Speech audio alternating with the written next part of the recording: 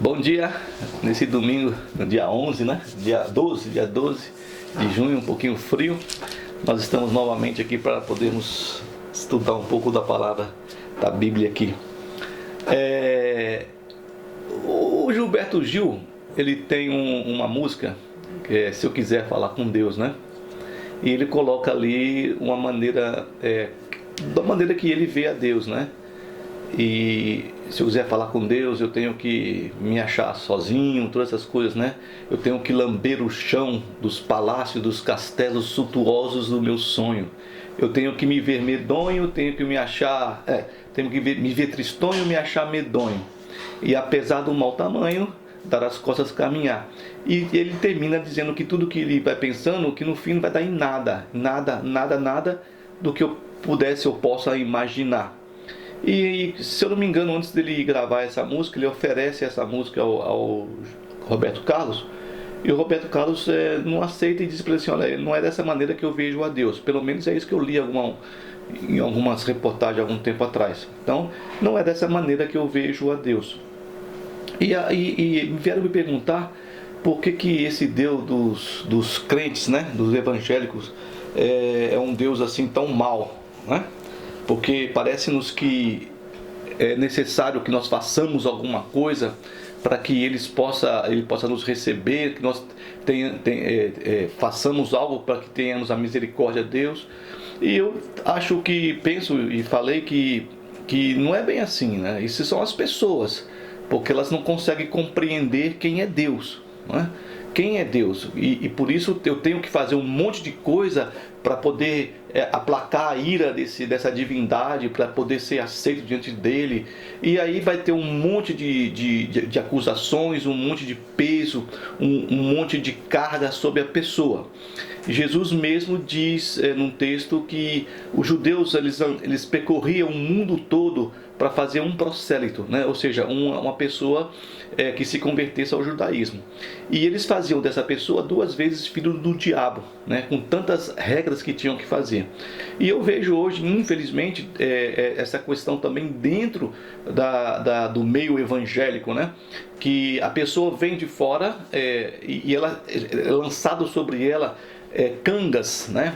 Peso, cargas que a pessoa não consegue, nem aquela que está lançando sobre ela, como diz Jesus, que vocês colocam peso sobre as pessoas e nem com o dedinho vocês ajudam ela a carregar aquele peso. E esse Deus então torna-se, no olhar de outras pessoas que não estão no meio, um Deus meio carrasco, né? Então Deus, ele não é esse Deus carrasco, ele não é esse Deus que eu sempre digo, né, que ele está pronto, escondido com um taco de beisebol, ponto para dar na sua cabeça se você fizer alguma coisa errada. Isso é um pensamento que está no meio do populacho, da população que diz que serve a esse Deus de misericórdia. Peraí, se ele é um Deus de misericórdia, você não faz isso porque Deus vai te pegar na esquina ali. Como assim? Né? É muito estranho. Às vezes a pessoa faz alguma coisa, essa aí é a mão de Deus. Não. A gente está vendo que muitas vezes nós passamos por situações difíceis, que não é Deus que está fazendo com você, mas que nós temos que passar algumas situações para poder aprendermos. Alguns textos bíblicos que eu gostaria de discutir aqui, de falar. Eu vou começar com o texto do Moisés, no capítulo 10 de Deuteronômio, que é a chamada a assumir um compromisso, né?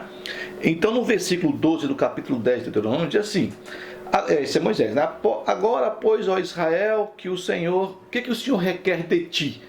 O que Deus quer que você, dentro do nosso meio, que vá para monte, que você tem que fazer jejum, você tem que ir para a igreja todos os dias, você tem que fazer isso, porque senão você está perdido, porque Deus vai te catar. Ele vai pegar e vai descer o porrete nisso aí. O que o Senhor requer de ti? Né? Não é que temas ao Senhor, ou seja, né, que respeite ao Senhor, né, o teu Deus, que andes em todos os seus caminhos e o ames, e sirvas ao Senhor teu Deus de todo o teu coração e de toda a tua alma. É isso que Deus requer. Guardar os mandamentos, os estatutos dele, e não você ter que fazer qualquer coisa para poder receber a graça e você ficar com aquele... O temor aqui é um temor de respeito, de amor, e não um temor de horror, de destruição da sua vida, que você vai ser destruído. Então, para que esse Deus é dessa maneira, né? Um poema do Vinícius de Moraes, ele diz, em relação a Deus, se foi para destruir, para acabar, por que criou? Né? Então, se Deus que nos criou para destruir a gente, porque a gente não faz aquilo que Ele quer, então para que Ele nos criou dessa maneira? Né? Entendemos que Deus, ele nos dá a liberdade de escolhermos, e a Bíblia nos diz várias vezes que Deus ele faz com que esse sol, né, apesar de estar frio hoje, mas está um sol, é o outono, né, ele brilhe sobre o justo e o injusto, sobre o mal e sobre o bom. Esse é o Deus que faz também vir chuva da mesma maneira sobre aqueles que creem nele e aqueles que não creem nele. Então ele não está destruindo todo mundo. Então é esse peso que é colocado, e quando as pessoas olham, mas vocês têm que andar dessa maneira, vocês têm que fazer isso, fazer... Não temos que fazer nada. Isso aí foi estabelecido por homens e por pessoas que não tiveram um discernimento sobre o que é o amor de Deus. Nós falamos que Deus é Pai, e nós sabemos que tem pessoas no mundo todo que teve pais que foram horríveis, né? horríveis, e mães também. Nós, na semana passada, nós não falamos sobre se a mãe poderia deixar a criança, e ela larga o bebê e joga fora, né? No mato, na lixeira, onde quer que seja. Mas tem. Então a pessoa tem um pai que não expressa quem é o Deus. Então ela tem medo desse Deus, porque ele simbolicamente é o pai dela, né? É o pai. E não é isso. Está dizendo que o que ele quer de você? Ele não quer que você faça nada. Eu já disse várias vezes que Deus não precisa do seu dinheiro, do seu dízimo. Deus não precisa das suas orações. Deus não precisa que você defenda Ele.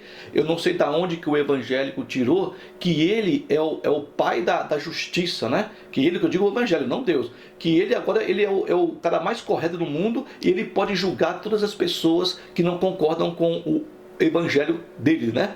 É estranho. Quem te deu essa permissão? Quem falou que você é o pai da justiça, né? Que você se torna Deus fazendo isso? Que Jesus mesmo diz, você não pode julgar ninguém.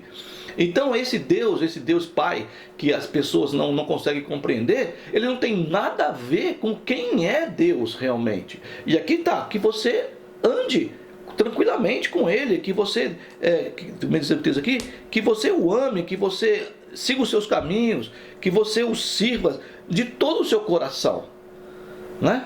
Não debaixo de um terror, não debaixo de um medo, não debaixo de achar que Deus está louco mesmo para pegar qualquer deslize que você tiver.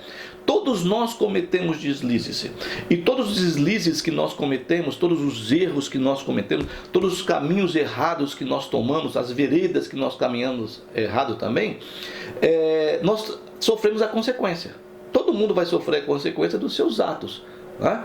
Então, se nós deixarmos a Deus e nos abandonarmos a Deus, e nós não amá-lo, não seguimos o caminho dele e tal, nós vamos sofrer a consequência. Não quer dizer que Deus vai descer o cacete em cima da gente, não quer dizer nada disso, né? Então, no texto aqui de Deuteronômio 10, a partir do 12 aqui, né? Eis que os céus e os céus do céu são do Senhor teu Deus, e a terra e tudo que é nela, tudo, né? Porque o Senhor Deus é o Deus sobre todos os deuses, o Senhor sobre todos os senhores, e Deus grande. E é de misericórdia, não é de graça, é Deus de amor, né? Ele não existe nada de você. Nós temos um texto que nos leva lá em Reis, que é o texto de Eliseu e o Naamã, o general Naamã sírio. Nós conhecemos a história de que ele era leproso, e ele é avisado, né? Ele é alertado pelas suas escravas de que havia um profeta em Israel, que se ele fosse contar com esses profetas, que a lepra dele ficaria curada, né? E ele vai então com todo o seu séquito atrás de Eliseu, levando presentes e riqueza e tal, e ele chega diante de Eliseu. Eliseu nem atende ele, Eliseu nem vai falar com ele. Eliseu manda o servo dele e fala assim, fala para Naamã. Naamã não é um general, ele era o braço direito do rei da Síria lá no caso, né? E Eliseu não vai falar com Naamã. Ele diz assim, fala pro servo dele, o Geazi, né? Vai lá e fala pro Naamã para ele mergulhar 7 vezes no Rio Jordão, que ele vai ficar curado. E ele recebe aquela notícia e ele não quer. ele não quer fazer aquilo. Ele fala, poxa, lá na Síria tem vários rios lá, tem rios melhores do que esse rio aqui de Israel aqui, por que eu vou mergulhar nesse rio podre aqui? É como se fosse aqui nosso Tietê aqui em São Paulo aqui, sujo, né? Lá tem o Abaná e o Farfá, né, no versículo 12 do capítulo 5 do 2 Reis. Eu poderia ir lá mergulhar lá, é um orgulho. Ficou com indignação, ficou com orgulho de não ouvir, porque o Eliseu não foi falar com ele, não foi receber ele como um general e tal. Aí o que acontece? O pessoal dele, os seus oficiais, chegaram para ele e perguntaram para ele, Senhor, meu pai chamava, né? Meu pai, se te houvesse dito o profeta alguma coisa difícil, acaso não faria? Entendeu? Quanto mais, já que apenas disse, lava-te e ficarás limpo. Não pediu nada que você desse cambalhota, que você fosse para a igreja todo dia, que você tivesse que fazer penitência, andar de joelho, ir para monte, porque Deus não fala com você na sua cama, no seu quarto, não, Ele tem que falar com você no monte. Ele nunca viu, Deus é Deus de todas as coisas. Deus está onipotente, se nós cremos nisso, onisciente, onipotente, onipresente, Ele está em todos os lugares, está até no banheiro, quando você estiver no banheiro também, Deus está ali também. Deus não sai quando você vai no banheiro, porque está no banheiro, não vou lá. E Deus só fala com você, ou só ouve as suas orações, porque você tem que fazer a sua penitência de ir até o monte, ou você tem que fazer jejum, cada coisa no seu lugar, mas dentro do contexto do seu relacionamento com Deus. Mas não que seja obrigatório, e se o outro não faz, o outro não é de Deus. Né? Tinha um amigo meu que veio perguntar para mim se você jejuava. E eu falei para ele, não, eu não jejuo. Aí ele disse assim, mas você é pastor, você precisa jejuar, tal. O problema é o seguinte, eu não tinha que dar satisfação para ele, e nem para ninguém. Porque eu, quando jejuo, quem sabe é Deus e a minha família aqui. E eu jejuo 40 dias. Mas eu não tinha que falar para ele. Toda vez que eu jejuo é 40 dias. Eu não tenho que falar para ele que eu jejuo 40 dias. Não é problema dele. O meu relacionamento com Deus e o seu relacionamento é diferente do outro. Cada um estar com Deus. Agora, se Deus fala assim, você só precisa me amar. Você precisa me amar, é a música do Blitz, né? Você precisa me amar. É só isso. E você ouvir as minhas palavras e você seguir. É isso aí que eu quero de você. Eu não quero que você faça um monte de cambalhota, que você seja uma pessoa elástica que tem que fazer um monte de malabarismo para que eu ame você. Eu já amo você e acabou. Do jeito que você é. Né? Do jeitinho que você é, eu já te amo. E você não é obrigado a fazer nada para me agradar, né? Principalmente essas coisas que nós fazemos. Então tá aqui o nosso amigo Naamã aqui, indignado porque o rio Jordão é sujo, lá o Abaná é bom, o Farfá é bom e tal. Mas você não pode fazer isso, vai lá e mergulha. O que aconteceu? Ele foi lá simplesmente e leproso. E ele então vai e mergulha e ele fica curado. Né? Então nós às vezes pensamos que temos que fazer muitas coisas. E eu expliquei para a pessoa, falei assim, olha, não é assim. Né? Você faz o que você faz com amor, por amor a Deus. Por amor a Deus. Por gratidão a Deus. Por nós estarmos aqui vivendo aqui e caminharmos neste mundo aí por amor a Ele. Agora, eu não tenho que fazer nada, ainda mais para as pessoas verem que eu estou fazendo, entendeu? É que nem ser fariseu, que Jesus falou assim, vocês ficam na praça aí orando alto para todo mundo ver, vocês fazem jejum e a sua cara fica tristonha para que todo mundo saiba, nossa, como ele faz jejum e tal. Era um fariseu, era religioso. Né? Então nós vemos aqui o interessante, que vai culminar com a indignação do nosso amigo Naamã aqui, é interessante porque ele chega diante do profeta, ele vai falar com o profeta, e ele fala assim, olha profeta, olha só como é que são as coisas, hein? Como você não é obrigado a fazer qualquer coisa. Eu entro com o rei no templo de Dagon, e o rei se apoia em mim para entrar no templo. Quando eu entrar no templo, e ele também, antes disso ele pede, ele diz assim, olha, eu vou levar uma porção de terra daqui de Israel para poder orar a esse Deus, tá bom? Quando eu entrar no templo com o rei e eu me ajoelhar, eu não estou ajoelhando para Dagon, eu estou ajoelhando para Yahvé, o Deus de Israel. Aí o profeta fala para ele assim, não, você não pode. Você não pode entrar naquele lugar, porque lá está o demônio, lá é o capeta, e se você entrar lá, você está perdido, você vai para o inferno junto com ele, todo mundo está lá, E não, porque você tem que fazer oração todo dia, você tem que ir na igreja. Todos os dias na igreja eu já vi famílias ser destruídas, porque as pessoas não saem da igreja. Agora mesmo, essa semana, uma pessoa veio falar comigo, que a mulher é cristã, ele é católico, e ela vai todo dia para a igreja, e num dado momento ela vai e fala para você, você está me oprimindo, eu me sinto sufocada e eu quero sair. E separou 26 anos de casamento. Aí foi descobrir depois que foi por influência dos pastores dela, que queria que o cara fosse convertido.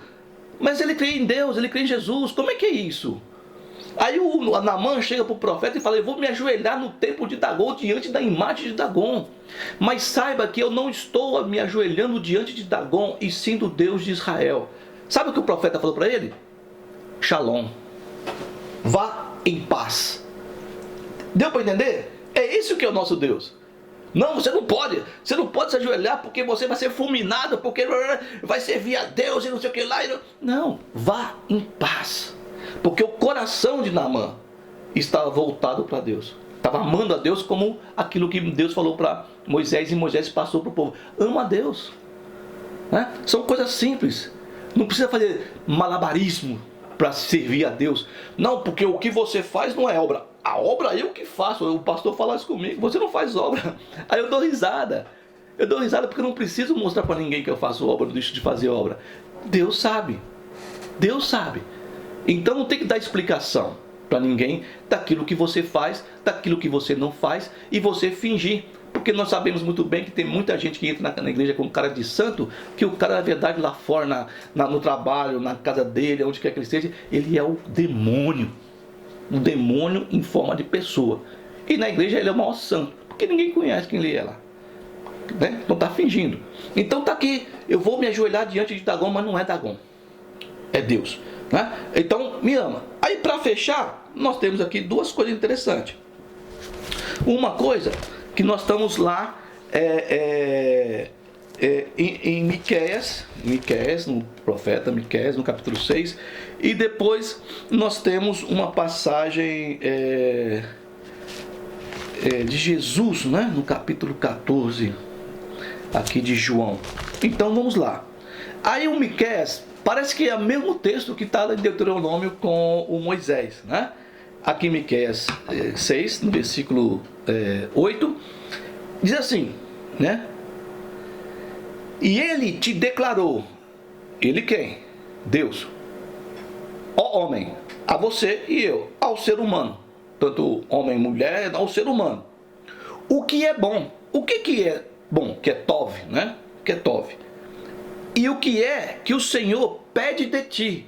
Bom, aqui você vai ver que ele não está pedindo malabarismo de você. Nem seu jejum, nem seu dízimo, nem suas orações. Não tá pedindo, você não tem nada que possa comprar a Jesus, que possa comprar a Deus com o que você quer que você seja. A verdade, nós é que fomos comprados pelo sangue derramado de Jesus Cristo na cruz do Calvário. Ele vai te dizer o que é bom, o que o Senhor pede de você. Que você seja lançado sobre você um monte de carga, toneladas, que nem um caminhão de 45 toneladas que carrega nas suas costas para você não conseguir nem levantar, se arrastar. Não é isso não. Pede de ti o quê? Senão que pratiques a justiça, ames a misericórdia, né? E andes humildemente, hein? Não é arrogante não, dizendo que você, porque você é de Deus, você é melhor que todo mundo, né? Que é o grande proclamação. Eu sou evangélico, eu sou de Deus, eu sou melhor. O resto está tudo do capeta e está nos infernos. Está no inferno, talvez você está no inferno, o outro que não se diz evangélico tá bem com Deus, hein? E o quê? E que ande humildemente com teu Deus. É isso que ele pede. Ele te declarou, homem, o que é bom e o que é que o Senhor pede de ti, senão que pratiques a justiça, que ames a misericórdia e andes humildemente com o teu Deus. É só isso que ele pede. E para fechar, eu tenho que fechar com Jesus aqui, não é isso? O capítulo 14 de João, ele vai dizer assim para as pessoas, né? Versículo 21. Aquele que tem os meus mandamentos e os guarda, este é o que me ama. E aquele que me ama será amado por meu Pai. E eu também o amarei e me manifestarei a ele. Tá bom? Aí o Judas, não os Iscariotes, vai falar por Jesus assim o seguinte: de onde procede, Senhor? Da onde que vem, Senhor? Que estás para manifestar-se a nós e não ao mundo. Aí ele vai dizer, respondeu-lhe Jesus: se alguém me ama, guardará minha palavra, e o meu Pai o amará. E viremos para ele e faremos nele morada. É só isso. É só isso. Tá bom? Sem malabarismo, sem acusações, né? Muitas vezes eu discordo um pouco do Roberto Carlos, e concordo um pouco com o Gilberto Gil, porque ele fala que ao findar vai dar em nada daquilo que eu queria. E por muitas vezes, eu já falei para vocês aqui, que muitas vezes o que a gente quer está totalmente distanciado daquilo que Deus quer para nós. Se nós amarmos, se nós cremos nas palavras de Jesus, está aqui, ó, Ele e o Pai vai estar conosco, e nós vamos caminhar por veredas aplanadas, né? Não por caminhos tortuosos, né? E é uma coisa simples. Mas eu estou com indignação porque tem o rio lá em Rio Bonito, lá onde, não sei lá, em Bonito, né, no Mato Grosso, que é tudo bonitinho, pô, e mandou aqui no Tietê aqui. Mas se fosse uma coisa difícil, você não faria? Você não vai achando que você tem que fazer algo para Jesus e para Deus, você não faz um monte de coisa. Não, é só amar. O que quer de você? Que você ames a justiça, que ames a misericórdia e ande humildemente com teu Deus. E que ame, e que aí Ele vai fazer morada, e que creia nas palavras deles. Porque eu, na minha palavra, eu vou fazer morada com você, em você, eu e o Pai. É simplesmente isso, né? Então que você tenha uma boa semana. Hoje é dia dos namorados, tem essas coisas aí de presente, que é tudo para mim, tudo é falsidade, que depois briga e pronto, quando aí depois casa também, briga também, quer matar um outro. Mas se você acha que é tudo really pretty, então tá bom. Bom dia na para vocês, e Deus abençoe, boa semana, que o Senhor derrame a graça, a paz sobre a sua casa, sobre a sua vida, sobre os seus familiares, e que te dê o shalom, a paz do coração. Deus abençoe.